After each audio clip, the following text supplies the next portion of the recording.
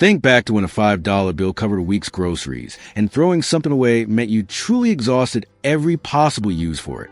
Our grandmothers ran efficient households without a cabinet full of specialized products, and they did it better than most of us manage today with our credit cards and big box stores. These weren't just money-saving shortcuts. They were time-tested solutions that actually worked. Let's rediscover 25 household tricks that deserve a comeback. Cleaning microwaves with lemon steam. Before specialized microwave cleaners appeared in stores, women discovered that steam from boiling lemons did the work without any scrubbing. The method was beautifully simple. Cut a lemon in half and squeeze the juice into a microwave-safe bowl with about a cup of water. Drop the squeezed lemon halves right into the bowl. Microwave on high for 3 to 5 minutes until the water reached a rolling boil and steam completely coated the interior. The crucial part was leaving the door closed for another 2 or 3 minutes after the microwave stopped. That lemony steam needed time to penetrate and loosen all the dried spaghetti sauce, exploded soups, and baked-on food splatters. When you finally opened the door, even the most stubborn stuck-on messes would wipe away with a damp cloth. No harsh scrubbing, no caustic chemicals, no exhausted arms. The citric acid and lemon juice cut through grease naturally, while the steam softened everything else. Women appreciated that the whole kitchen smelled fresh and clean instead of reeking of chemical fumes. This was particularly important in homes where the kitchen and living areas weren't separated, where cooking smells affected the whole house. The practice started becoming common in the 1970s after countertop microwaves entered American homes. By the 1980s, when nearly every household owned one, women had perfected the steam cleaning technique. A single lemon that cost maybe 10 cents could clean the microwave better than expensive specialty products. Some women added a splash of vinegar to water for extra cleaning power, or used orange peels when lemons weren't available. Attacking grease with baking soda paste. Baked on grease in pans and casserole, dishes resisted normal washing, and wore out even determined scrubbers. Women discovered that combining baking soda with dish soap created a paste that did the hard work for them. The formula was simple. 2 or 3 tablespoons of baking soda mixed with a squirt of liquid dish soap and just enough water to form a spreadable paste. This mixture got spread generously over greasy areas and left to sit for at least 20 minutes while the chemical action broke down the grease. For a particularly stubborn buildup, women would let it work for an hour or even overnight. When they finally scrubbed with the rough side of sponge, most of the grease would wipe away without exhausting effort. The combination worked on multiple levels simultaneously. Baking soda provided gentle abrasive action that wouldn't scratch glass or metal. The dish soap cut through grease chemically. Together, they created a powerful cleaning agent that cost pennies compared to commercial products. The method proved especially effective on glass baking dishes, sheet pans, and the bottom of pots where food had burned on. Rural women particularly appreciated the solution because they couldn't just throw away damaged cookware and buy new. Pots and pans represented significant investments that needed to last for decades. Proper cleaning maintained their condition and ensured they'd be passed down to the next generation. The baking soda paste also worked safely on vintage enamelware that could be damaged by harsh modern cleaners. Removing scratches with toothpaste. Small scratches on glass tables and wooden furniture didn't require expensive repairs when you understood that regular white toothpaste contained mild abrasives designed to polish teeth without damaging enamel. Those same gentle abrasives could smooth surface scratches on household items. Women would squeeze a small amount of plain white paste onto a soft cloth and rub it into the scratch using small circular motions for about a minute. Then wipe clean with a damp cloth. The technique worked because the fine particles in toothpaste were just rough enough to level out shallow scratches without causing additional damage to the surrounding surface. The method proved effective on glass coffee tables, wooden dresser tops, and even eyeglasses in emergencies. It wouldn't fix deep gouges or cracks, but for surface scratches that caught light at wrong angles and drew the eye, it made them significantly less noticeable. The key was using plain white toothpaste without any added ingredients. Gel toothpaste didn't work because they lacked the abrasive particles. Whitening toothpaste with beads or sparkles could actually cause more scratches.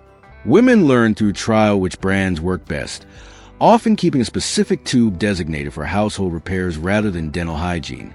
Sometimes the treatment needed repeating for deeper scratches, but even 2 applications cost far less than refinishing furniture or replacing glass. The practice became especially popular after glass-top tables became fashionable in the 1960s and 1970s. Those beautiful surfaces showed every scratch and fingerprint, making this simple fix valuable knowledge for housewives who took pride in their homes. Freezing gum for easy removal. Chewing gum stuck in carpet, ground into clothing, or tangled in children's hair created a moment of panic until women discovered that freezing turned sticky gum brittle and removable. The solution was straightforward. Put several ice cubes in a plastic bag and hold it firmly against the gum until it froze completely solid. This took patience, usually several minutes of steady contact, but the results were worth the wait. Once frozen all the way through, gum lost its sticky properties and became brittle enough to crack off in pieces. You could break it apart with your fingers or gently scrape it away with a butter knife without pulling carpet fibers, tearing fabric, or cutting hair. The method worked equally well on upholstery, car floor mats, hardwood floors, and even tile grout where gum had been stepped on and pressed in. The trick was letting the gum freeze completely before attempting removal. Rushing the process and trying to remove partially frozen gum would just create a bigger mess. Women learned to be patient, keeping the ice in contact until gum felt rock hard to the touch. Some kept bags of ice in the freezer specifically for gum emergencies, which happened frequently in households with children. Before this method became widely known, people often resorted to cutting out the affected area, whether that meant chopping hair short, cutting carpet patches, or throwing away clothing. The ice method saved countless garments and prevented many unfortunate haircuts. The practice became particularly valuable in the 1950s and 1960s when bubble gum's popularity exploded and gum accidents became more common. Treating grease stains with chalk. Kitchen work meant constant grease splatters on clothing, and the faster you treated those stains, the better chance you had of saving the garment. Women kept white chalk handy in the laundry room for immediate treatment. When grease hit fabric, they'd grab a piece of plain white blackboard chalk and rub it directly onto the stain, coating it thoroughly with chalk dust before washing. Chalk worked because of its absorbent properties. It pulled grease out of fabric fibers through simple absorption, the same way talcum powder or cornstarch worked, but with better results. Women would really coat the stain, let it sit for several minutes to absorb as much oil as possible, then brush off the excess chalk dust and wash the item as usual. Most often, the stain would disappear completely in the wash. The method proved effective on all oil-based stains, not just cooking grease. Salad dressing, automotive oil, butter, and even makeup stains responded to chalk treatment. The key was acting quickly before the oil had time to penetrate deep into fabric and set permanently.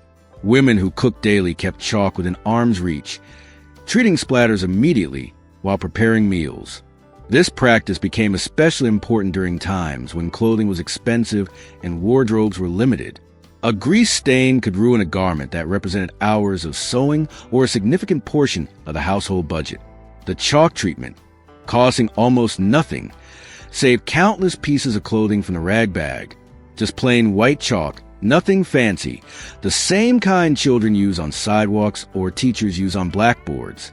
Simple, effective, and always reliable. Saving bacon grease for cooking. That ceramic crock sitting next to the stove in your grandmother's kitchen held something more valuable than money. Every strip of bacon that sizzled in the morning contributed to a growing supply of pure cooking gold. After breakfast, the hot grease got poured through a square of cheesecloth into a waiting jar, straining out any burnt bits that might turn rancid. This wasn't about being cheap. Bacon grease could do things that vegetable oil simply couldn't match. A spoonful in the skillet before frying potatoes created a crispy golden crust with a smoky depth that made people ask for seconds. Cornbread baked with bacon grease instead of oil had a savory richness that turned a simple side into the star of the meal. Green beans cooked with just a tablespoon became restaurant quality.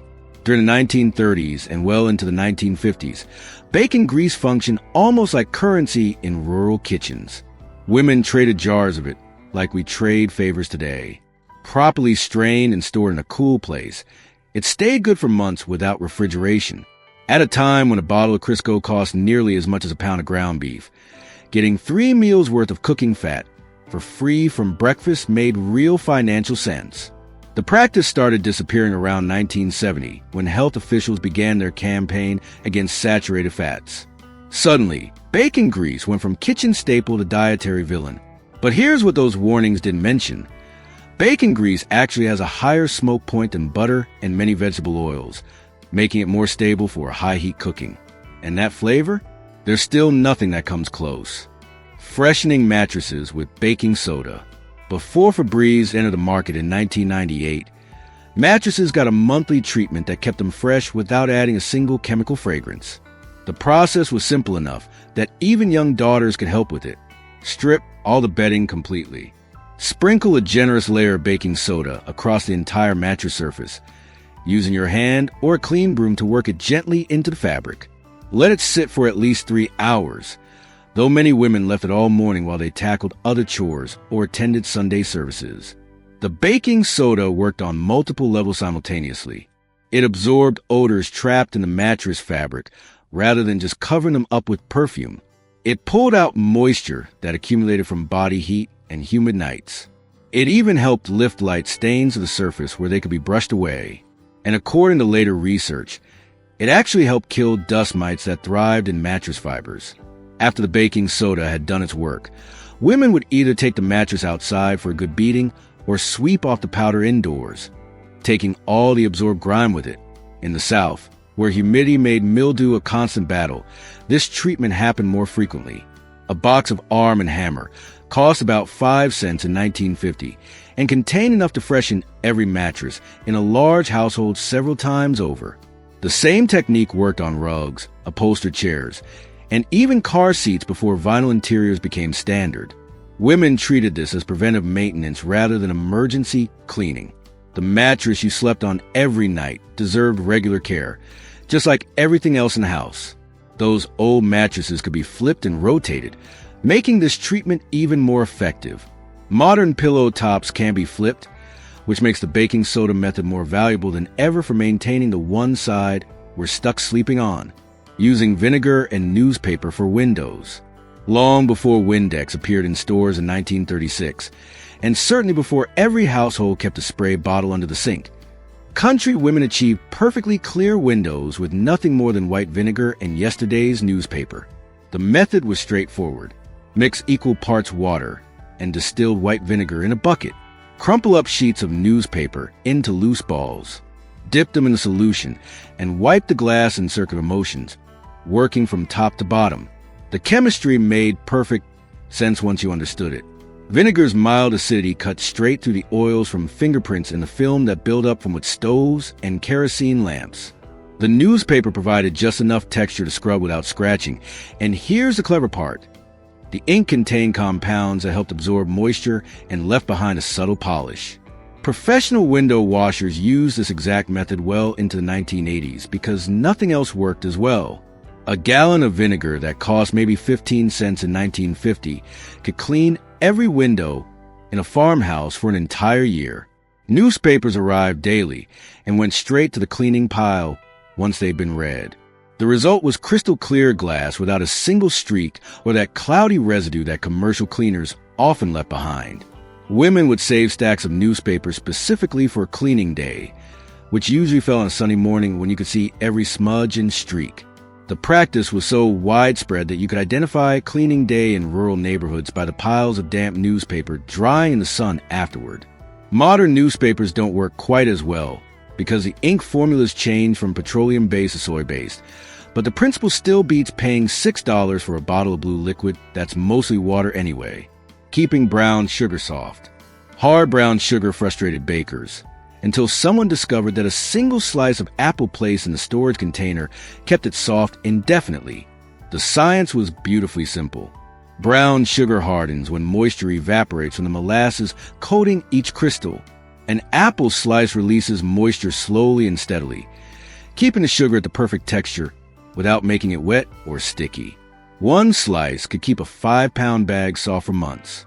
You only needed to replace it when the apple started shriveling up like a raisin. Some women used orange peel, which added a subtle citrus note to the sugar.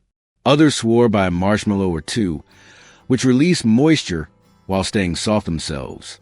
The key was using something that gave off humidity gradually, without molding. This trick mattered more before modern packaging improved. When you bought brown sugar in bulk to save money, which most rural families did, a 25-pound sack in 1940 cost about $1.25. But without proper storage, it would turn into a solid brick that required an ice pick and serious elbow grease to break apart. That wasted time and often wasted sugar that crumbled into unusable dust. The bread heel method was particularly popular because stale bread ends that couldn't be used for sandwiches or toast got a second purpose. Some women kept a designated sugar slice of bread, replacing it every week or two. Modern brown sugar often contains anti-caking agents that help it stay softer, but nothing works as well as a fresh apple slice, which also adds a faintest hint of fruit to whatever you're baking. Using coffee grounds in gardens. After brewing the morning pot of coffee, women never threw away the grounds. They went straight to the garden, still damp and full of nitrogen that plants craved. Coffee grounds improved soil structure in ways that amazed people who didn't understand the chemistry. In clay soils that packed hard and drained poorly, the grounds added texture and created air pockets. In sandy soils that let water run straight through, they help retain moisture around plant roots. Acid-loving plants particularly thrived with coffee ground mulch. Azaleas produced more blooms. Rhododendrons grew darker, healthier leaves. Blueberry bushes set heavier fruit. The grounds also deterred certain pests without toxic chemicals. Slugs and snails avoided crossing coffee-treated soil. Some cats disliked the smell enough to seek other places for their business. Women would dry used grounds on old window screens stretched across sawhorses, then store them in empty coffee cans until planting time. A ring of grounds around tender seedlings protected them from cutworms that could destroy an entire row overnight. Mixed into compost piles, coffee grounds added valuable nitrogen and helped speed decomposition of other materials. The practice was so common that women collected grounds from church socials, community breakfasts, and even asked at local diners for their used coffee. Before synthetic fertilizers flooded the market in the 1960s, these free soil amendments made the difference between adequate gardens and abundant ones. Mushroom farmers' prized spent coffee grounds for growing beds, something those country women discovered through simple observation long before agricultural scientists explained why it worked. Repurposing flour and feed sacks. From the early 1920s to the mid-1960s, flour and animal feed arrived in cotton sacks that became a second fabric store for resourceful women.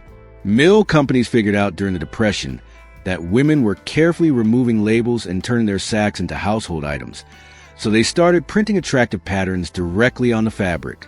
What began as plain utility became a surprising form of commerce. A single flour sack made 2 good-sized dish towels with fabric left over for pot holders. 3 matching feed sacks provided enough material for a girl's dress.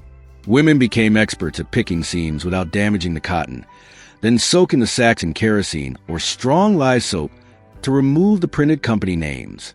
The fabric was genuinely high quality, often better than what you could buy at the dry goods store, and it was essentially free. Families would coordinate their feed purchases to collect matching patterns.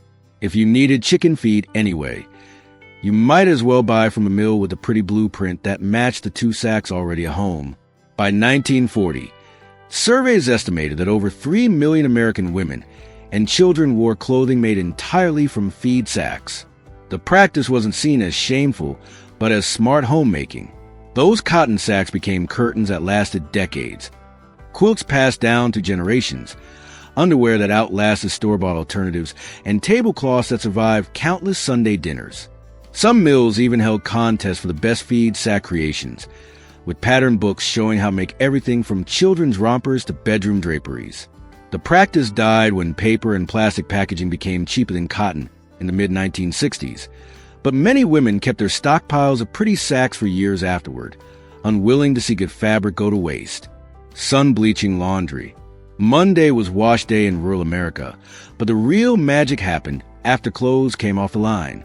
White sheets, diapers, and clothing would be spread directly on grass or draped over hedges with a combination of direct sunlight and oxygen released from growing grass created natural bleaching. The ultraviolet rays broke down stains at a molecular level while killing bacteria and mold spores better than any chemical additive. Women knew from experience that certain stains disappeared entirely after a day in full sun. Fruit juice that survived washing would fade to nothing. Grass stains that seemed permanent would vanish. Even baby formula stains that defeated every soap simply disappeared under solar exposure.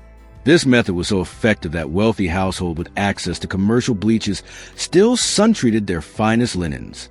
The practice required weather cooperation and timing. Items needed turning periodically for even exposure. Everything had to come in before evening dew fell and undid the work. Different regions developed variations. In the hot South, women spread quilts on tin roofs where reflected heat intensified the bleaching. On the prairie, clean snow provided similar brightness without summer sun. Sun-bleached laundry smelled like nothing else. That fresh outdoor scent couldn't be replicated by any product then or now. It was sunshine and wind and grass all woven into the fabric. Beyond the practical benefits, white sheets on the clothesline also sent a message to neighbors. It showed you were a good housekeeper who took pride in her home. Laundry might have been work, but the results were something to display.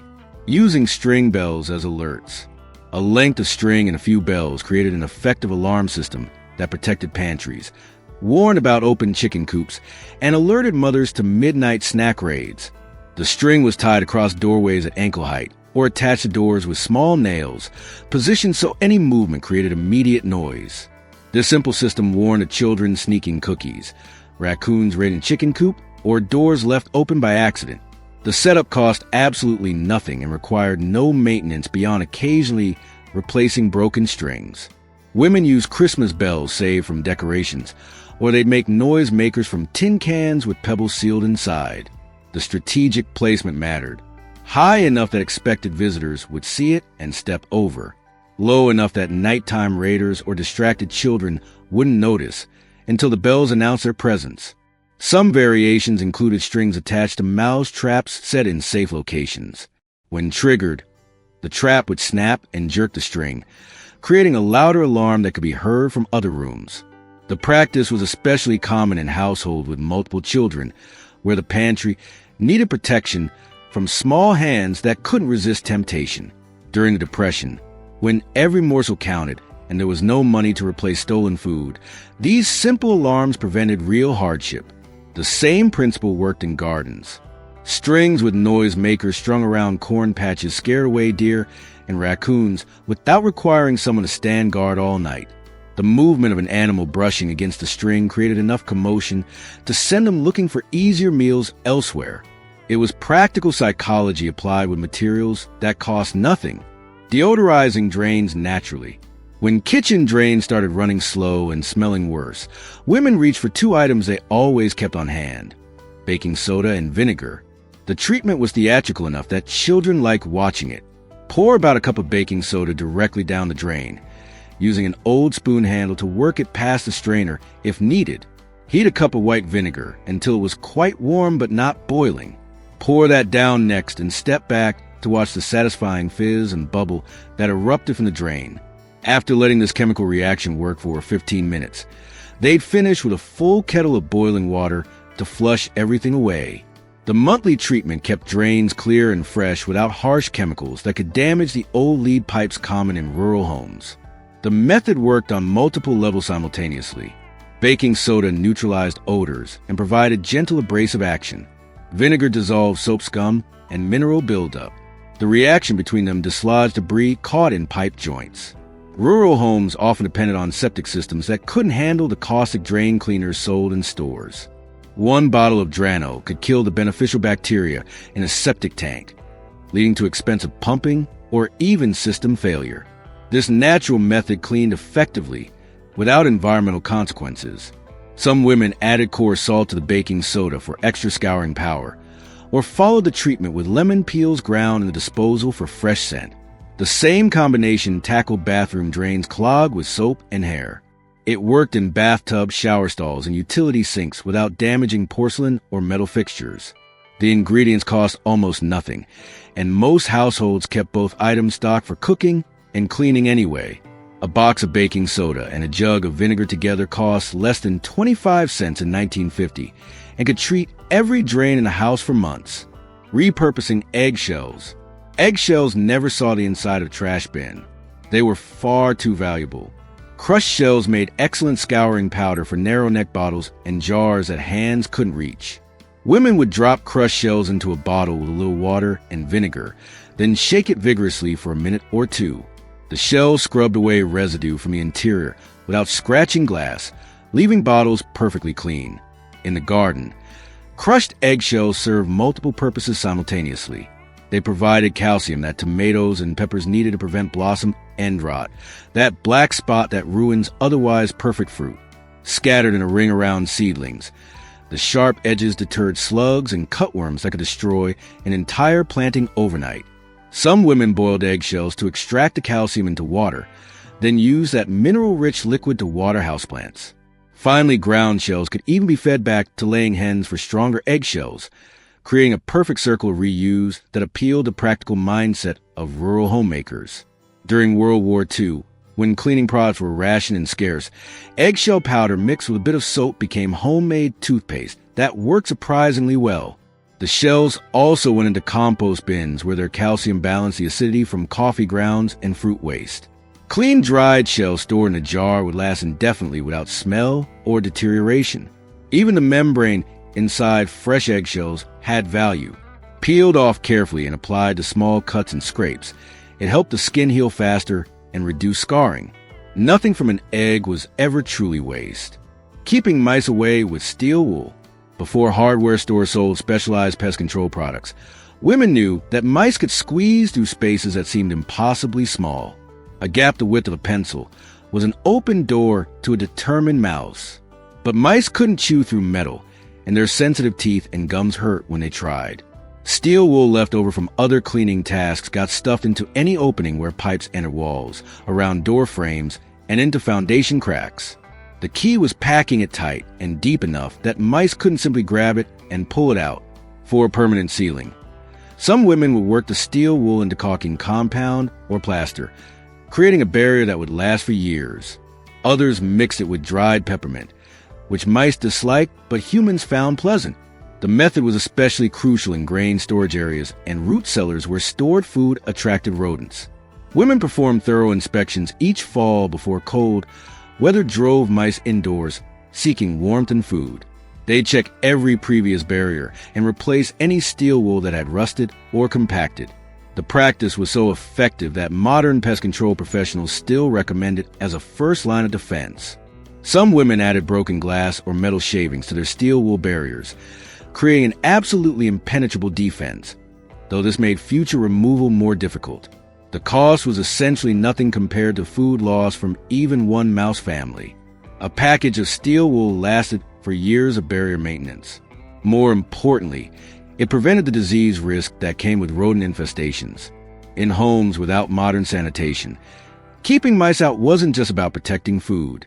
It was about protecting health. Polishing furniture with homemade oil. Store-bought furniture polish cost money most families didn't have for non-essentials. So women mixed their own from kitchen ingredients. The standard formula combined 2 parts oil with 1 part acid in a jar, shaken until it formed a creamy emulsion. For the oil, they used whatever they had. Olive oil if they could afford it, melted lard if they couldn't, or even bacon grease if the furniture was dark enough to hide any slight darkening.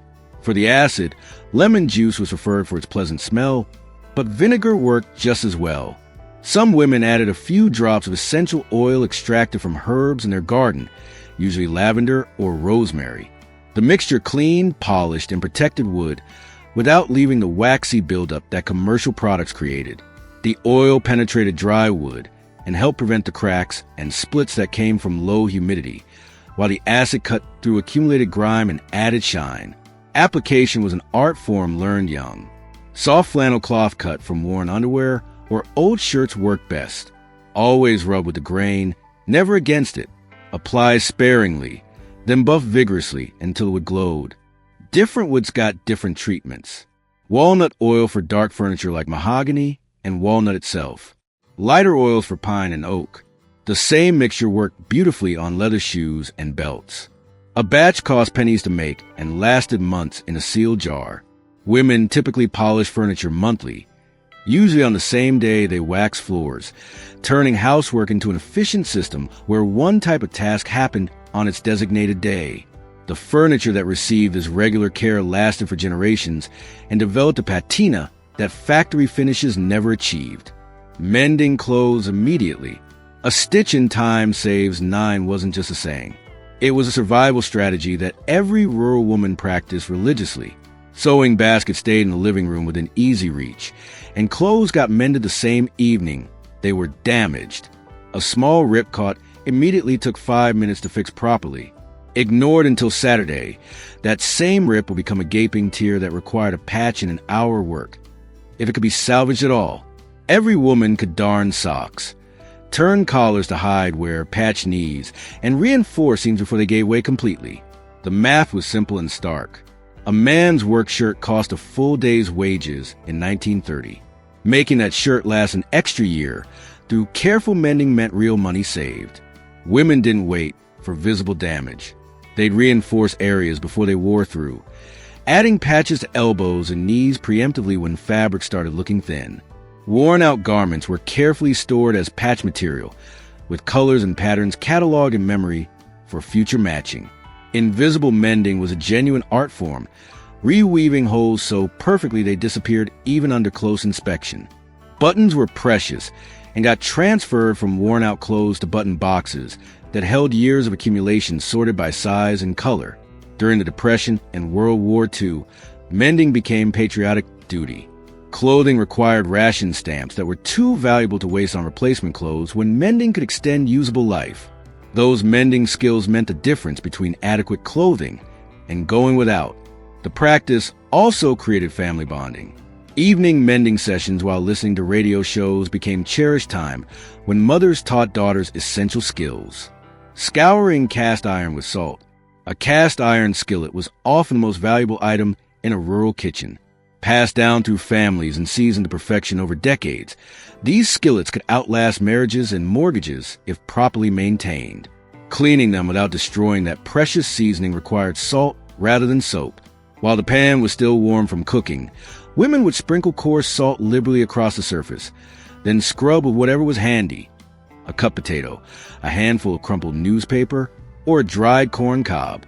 The salt worked as a gentle abrasive that absorbed grease and lifted stuck food particles while stripping away the polymerized oil layer that made cast iron naturally nonstick. For particularly stubborn residue, they might add a small amount of cooking oil to the salt to make a paste with better scrubbing action. After removing all the food debris, they'd wipe the pan completely clean with dry cloth and immediately apply a thin layer of bacon grease or lard while the iron was still warm. This method kept skillets black, smooth, and rust-free for decades of daily use. Soap was the enemy.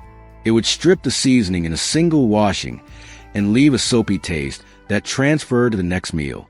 The salt method was so effective that the same skillet could go from frying fish for dinner to baking cornbread for breakfast without any flavor transfer. Women understood that a well-maintained cast iron skillet actually added dietary iron to food, which mattered in regions where nutrition was challenging and medical care was distant. A good skillet was an heirloom, something daughters hoped to inherit. The proper care of cast iron was taught the same way cooking itself was taught, with hands-on practice and high standards. Lining shelves with newspaper. Before contact paper existed, women lined cupboard and pantry shelves with newspaper or brown paper bags, creating a cleanable surface that protected wood and made spring cleaning simple. The paper caught spills, drips, and crumbs, then could be replaced in minutes rather than requiring hours of scrubbing built-up grime from bare wood shelves. Women saved the colored Sunday comics for visible shelves, creating cheerful patterns that brightened cabinets. The practice also helped identify pest problems early.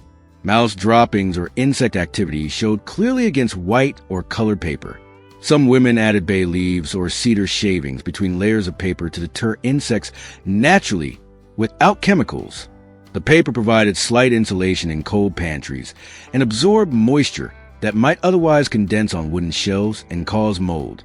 Dating the papers when they were laid down helped track when shelves were last thoroughly cleaned.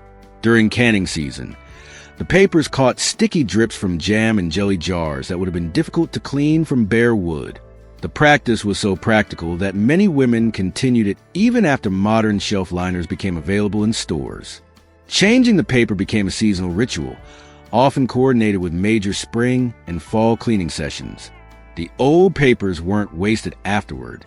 They went to start fires in stoves and furnaces, or into the garden as mulch that would break down and add carbon to the soil. Making supper from scrap stews. Nothing edible ever went to waste in a country kitchen.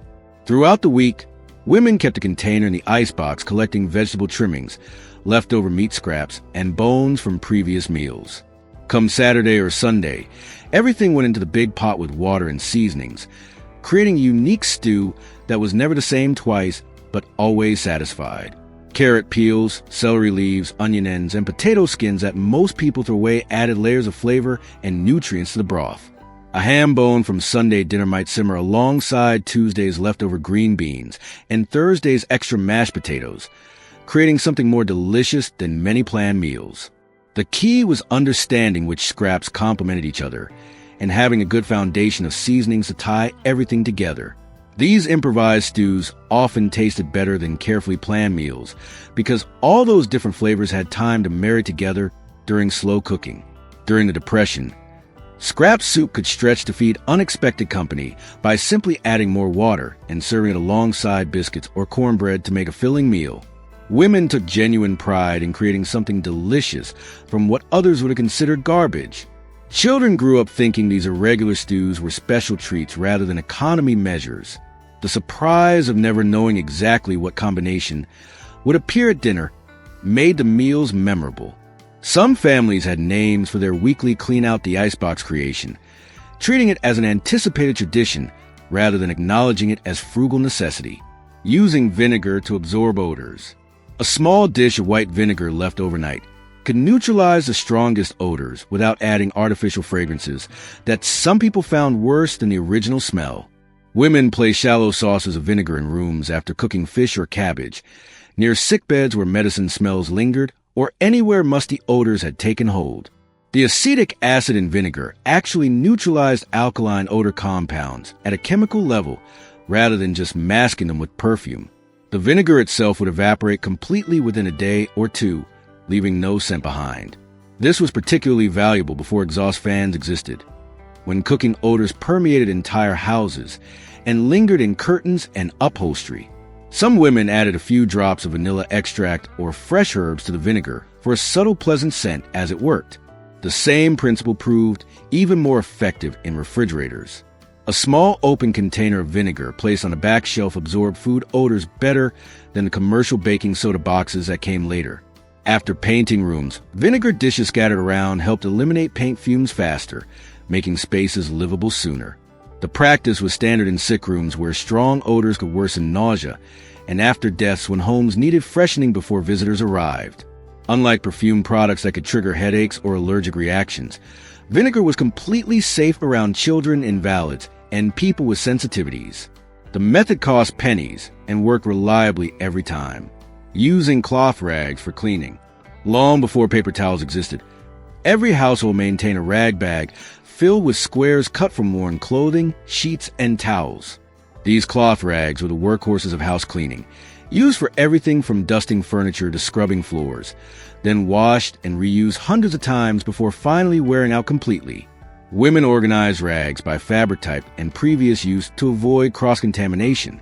Soft flannel from worn pajamas became furniture polishing cloths. Rough terry from old towels tackled scrubbing jobs. Lint-free cotton from worn sheets cleaned windows and mirrors perfectly. Old underwear, cut into squares, made the best cloth for applying furniture oil because a fine weave distributed polish evenly. Diapers graduated to floor cleaning duty when babies outgrew them. Each type of cleaning had designated rags that were washed separately to prevent spreading germs from bathroom cleaning to kitchen work. The rags were free, far more absorbent than paper products would later be, and could tackle tough jobs that would shred paper towels. Women took genuine pride in well-organized rag collections, often stored in repurposed flour sacks under the kitchen sink or in the broom closet. Wash day included boiling the dirtiest rags in a pot with lye soap to sanitize them completely. The system was so efficient that a household might go years without purchasing any cleaning cloths. Those old rags, cut from clothing that had served its primary purpose, often outlasted the houses they cleaned. Making fly traps from jars. Flies were more than nuisances in homes without window screens. They spread disease and contaminated food that couldn't be refrigerated. Women created effective traps using mason jars, sugar water or vinegar, and paper funnels that took minutes to assemble and worked all season long. The funnel made from rolled newspaper or brown paper fit snugly into jar mouth with a small opening at the pointed bottom.